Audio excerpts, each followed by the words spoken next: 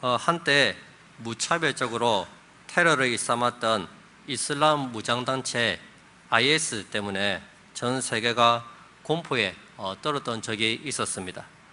많은 젊은이들이 이 단체에 가입을 했고 유럽을 중심으로 폭탄 테러를 일삼았습니다. 지금은 그들의 본거지가 함락되면서 그 세력이 많이 약해졌습니다. 이 IS의 본거지가 이라크의 모술과 그 시리아의 라카라는 지역입니다. 이 IS 이전에 이라크에는 사담 후세인이라는 사람이 있었습니다. 혹시 기억나십니까? 이라크의 대통령이었고 걸프전을 일으켰던 장본인이었습니다. 그의 평생의 소원이 바벨론 제국을 세운 느부갓네살 왕 같은 지도자가 되는 것이 그의 평생의 소원이었다고 합니다. 실제로 이 고대 바벨론 성이 현대 이라크 수도인 바그다드 남쪽 60마일 지점에서 발굴이 되었습니다. 그의 꿈은 이라크의 고대 바벨론 제국의 영광을 재현하는 것이었습니다. 중동 사막에 옛 도성 바벨론을 재건하고 자국민에게는 자신을 현대의 느부갓네살로 부각시키려고 했습니다. 그래서 이라크 곳곳에 많은 동상가 그리고 자신의 초상화를 내걸었습니다. 사실 이 느부갓네살 왕은 사담 후세인과는 비교도 안 되는 아주 위대한 왕이었습니다. 그는 광대한 대제국을 건설하는 데 성공을 한 왕입니다. 뿐만 아니라 역사가들이 신바벨로니아 문명이라고 이끄는 찬란한 문화를 꽃피우는데 성공을 했습니다. 우리가 다니엘서 3장에서도 본 대로 수많은 악기를 만들고 그리고 음악, 미술, 건축 그런 여러 가지 참 예술도 많이 부흥을 시켰습니다. 그리고 화롭고 장엄한 건축물도 많이 세웠습니다.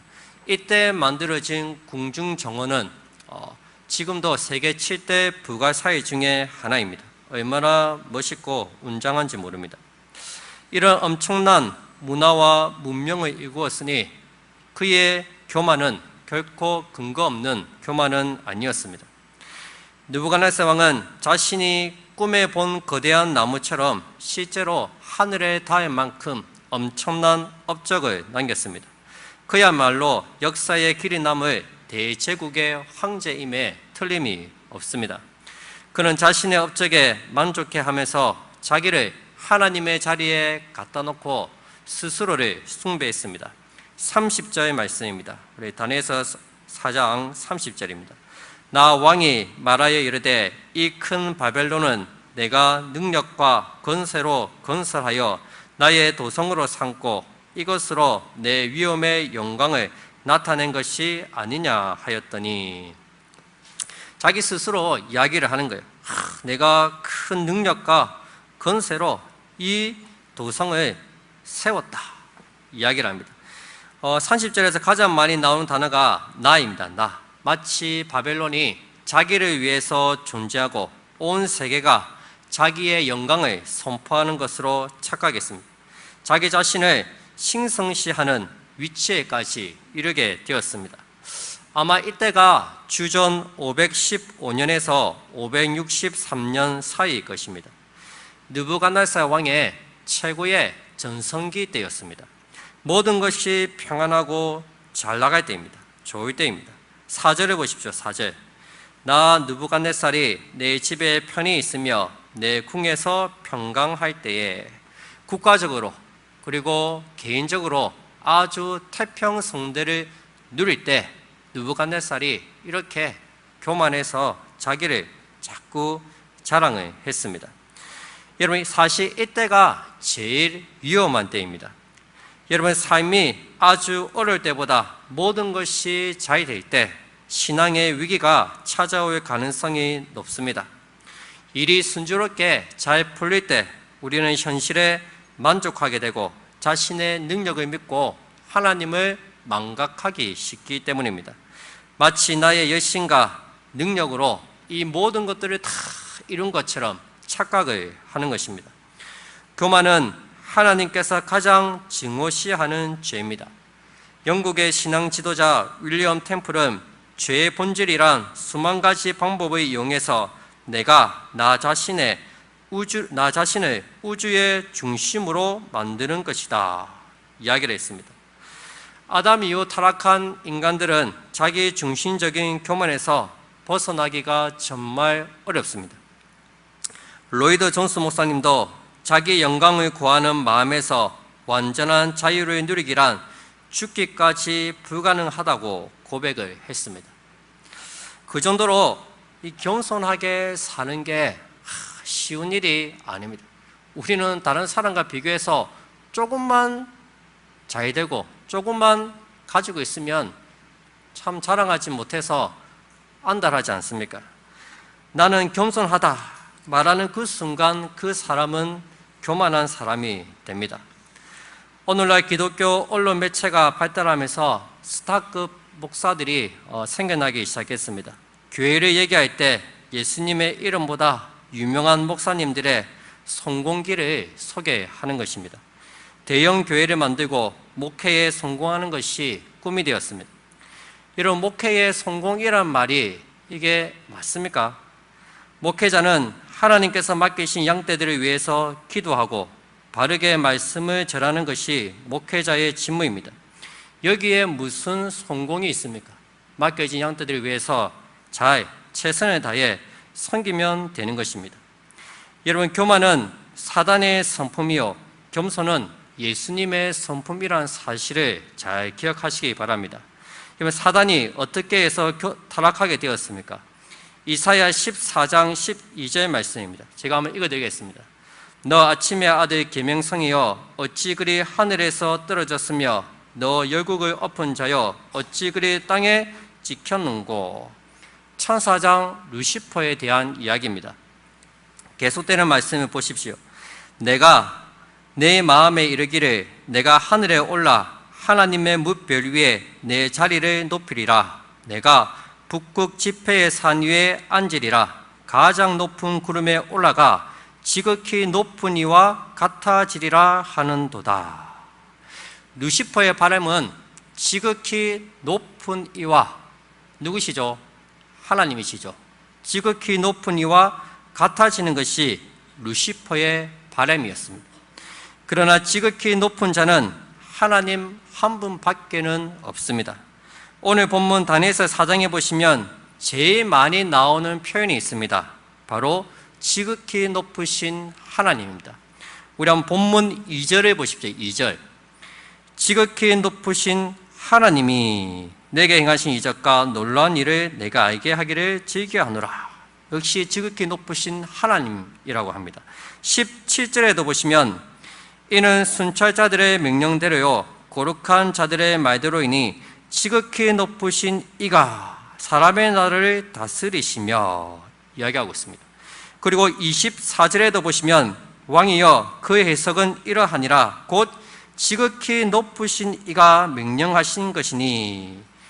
그리고 25절 중반에도 보시면 그때에 지극히 높으신 이가 사람의 나라를 다스리시며.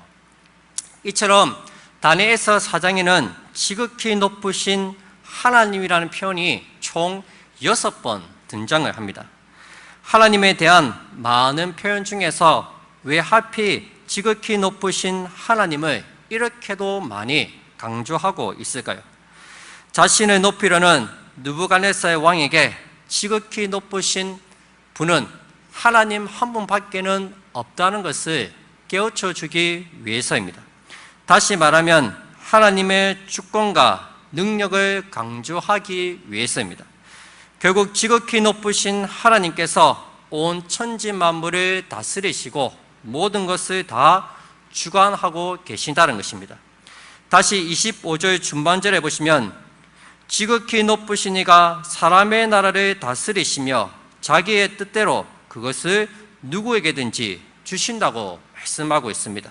즉 느부갓네살이 가지고 있는 그 모든 소유가 자기의 힘과 능력으로 얻은 것이 아니라 하나님께서 다 주신 것이라는 말씀입니다. 느부갓네살은 자신의 소유한 모든 근원이 하나님이시다는 사실을 철저하게 인식을 해야 했습니다. 여러분, 사람들이 왜 교만해집니까? 내가 가지고 있는 게 이게 다 내 거라고 생각하기 때문에 교만해지는 거예요.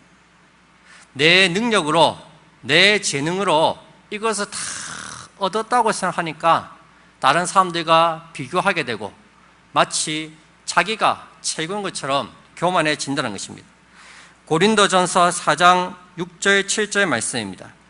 서로 대적하여 교만한 마음을 가지지 말게 하려 함이라. 누가 너를 남달리 구별하였느냐? 내게 있는 것 중에 받지 아니한 것이 무엇이냐?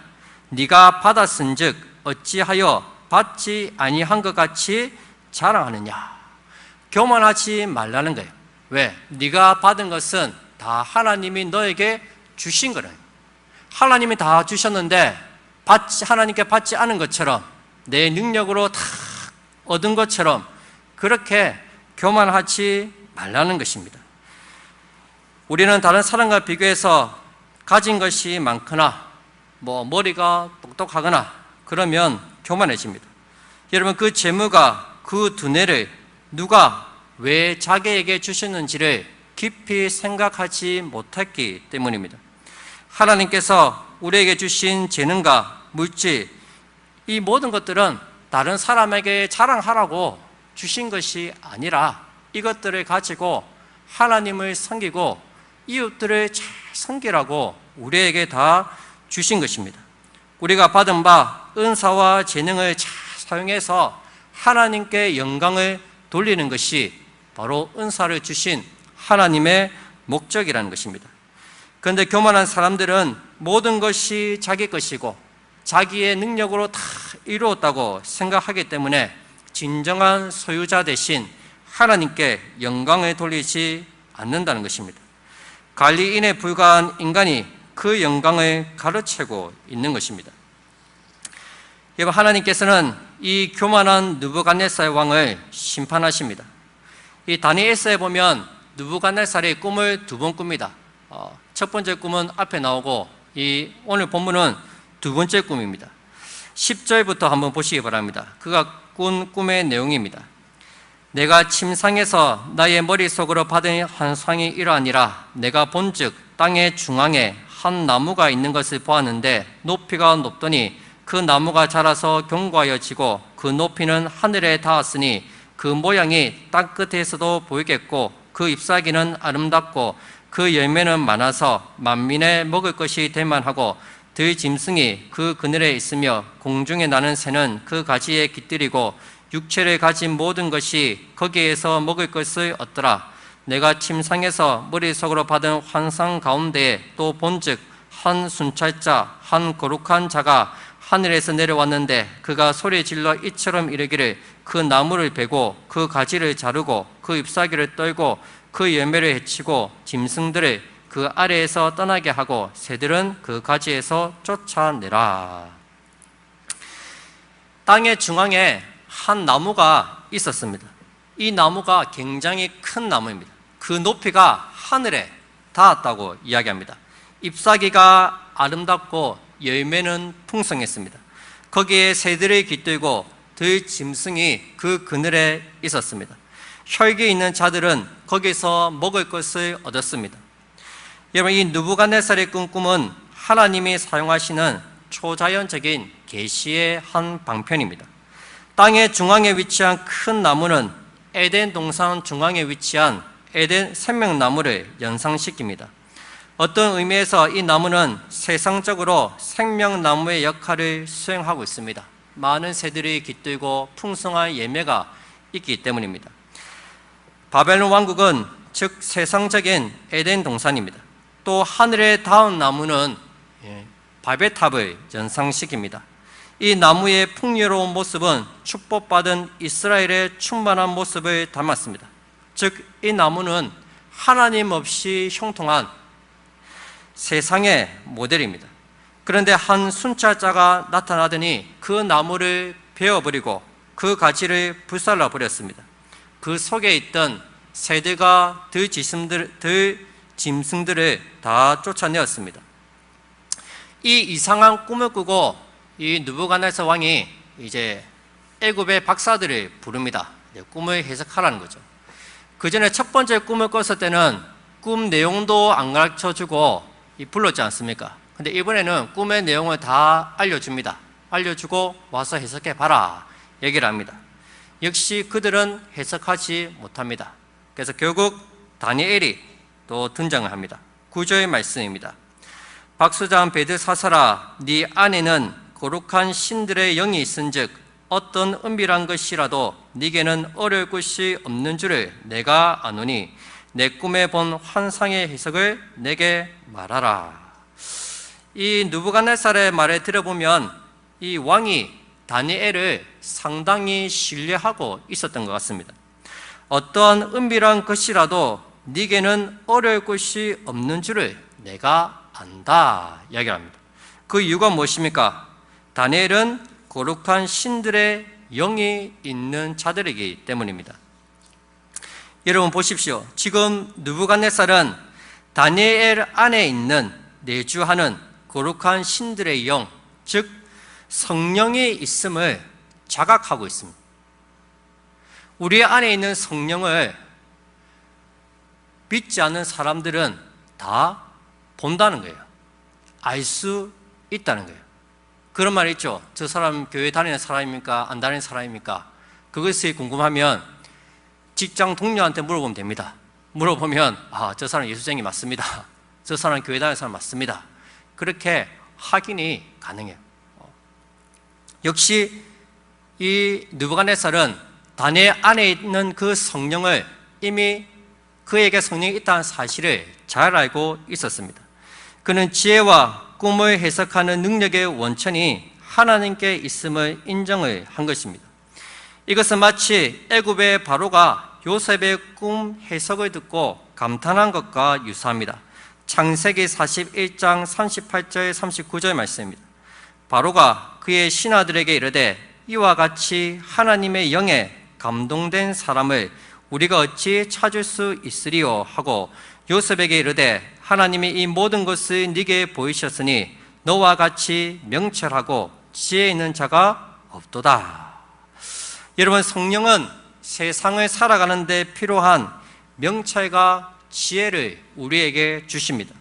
많은 그리스도인들이 성령을 단지 신앙적인 영역으로만 제한을 하려고 합니다. 회심하고 예배드리고 기도 드리는 데에만 성령이 필요하다고 생각합니다. 아닙니다.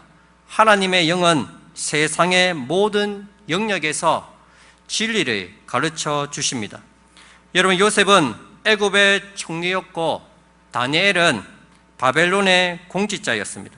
이 두 사람 모두 하나님을 모르는 불신 사회 속에서 살았습니다. 그곳에서도 성령께서 주시는 지혜로 모든 일을 지혜롭게 잘 감당을 했습니다. 여러분, 성령은 지혜와 명철, 예지와 통찰력을 주십니다. 회사생활, 가정생활, 예술과 사업, 모든 분야에서 하나님의 영이 필요하다는 것입니다. 때문에 우리는 늘 성령 충만함을 받아서 직장과 일터에서 하나님을 드러내며 주의 뜻을 이루며 성실하게 살아야 합니다. 더 나아가 성도들 안에 역사하는 이 성령을 이방 군주, 믿지 않는 불신자들의 눈에도 포착될 수 있다는 사실을 꼭 기억하시기를 바랍니다. 우리는 세상 사람들로부터 신자답다, 믿는 사람 같다는 그 말을 듣고 살아야 합니다. 다니엘은 느부갓네살에게서 꿈의 내용을 듣고 큰 충격을 받았습니다. 다니엘도 듣고 나니까 마음이 번민했습니다. 19절 말씀입니다. 벨드사사이라 이름한 다니엘이 한동안 놀라며 마음으로 번민하는지라 왕이 그에게 말하여 이르기를 벨드사사라 너는 이 꿈과 그 해석으로 말미암아 번민할 것이 아니니라. 벨드사살이 대답하여 이르되 내 주여 그 꿈은 왕을 미워하는 자에게 응하며 그 해석은 왕의 대적에게 응하기를 원하나이다. 꿈의 내용이 너무나 놀랍고 충격적이어서 다니엘도 바로 이야기를 하지 못합니다. 그래서 먼저 이 꿈의 내용이 왕의 원수들에게 그리고 왕의 대적들에게 이루어졌으면 좋겠다고 이야기를 합니다. 그러면서 조심스럽게 하나님의 메시지를 전합니다. 큰 나뭇가지가 꺾이듯이 하나님의 자리에 앉아있는 당신, 그 교만한 당신을 하나님께서 심판할 것이라는 메시지였습니다. 여러분, 다니엘이 마음이 번민하면서도 이 메시지를 전한 이유가 무엇이겠습니까? 이 메시지, 이 꿈 해석 자체가 왕에게 회개할 기회를 주기 때문입니다. 꿈을 해석한 후에 다니엘은 이렇게 말합니다. 27절입니다. 그런즉 왕이여, 내가 아뢰는 것을 받으시고 공의를 행함으로 죄를 사하고 가난한 자를 긍휼히 여김으로 죄악을 사하소서. 그리하시면 왕의 평안함이 혹시 장구하리이다. 지금이라도 회개하고 돌이키면 용서받을 수 있다는 것입니다. 우리는 여기서 죄인을 사랑하시는 그 하나님의 사랑을 발견할 수 있습니다. 하나님은 아무리 큰 죄인이라도 바로 심판하시지 않습니다. 꿈으로 미리 경고해 주시고 회개할 기회를 계속해서 주십니다. 욥기 33장 13절 14절 말씀입니다. 하나님께서 사람의 말에 대답하지 않으신다 하여 어찌 하나님과 논쟁하겠느냐? 하나님은 한 번 말씀하시고 다시 말씀하시되 사람은 관심이 없도다. 하나님께서는 우리가 죄를 지었다고 바로 벌을 내리시지 않습니다. 여러 차례 경고를 해주십니다. 여러 차례 말씀을 통해서, 여러 상황을 통해서 여러 차례 경고를 해주십니다. 중요한 건 뭐죠? 사람이 관심이 없다는 거예요. 지혜로운 자는 하나님께서 말씀으로 우리에게 경고하실 때 재빨리 돌이키고 우리의 본래 자리로 돌아와야 합니다.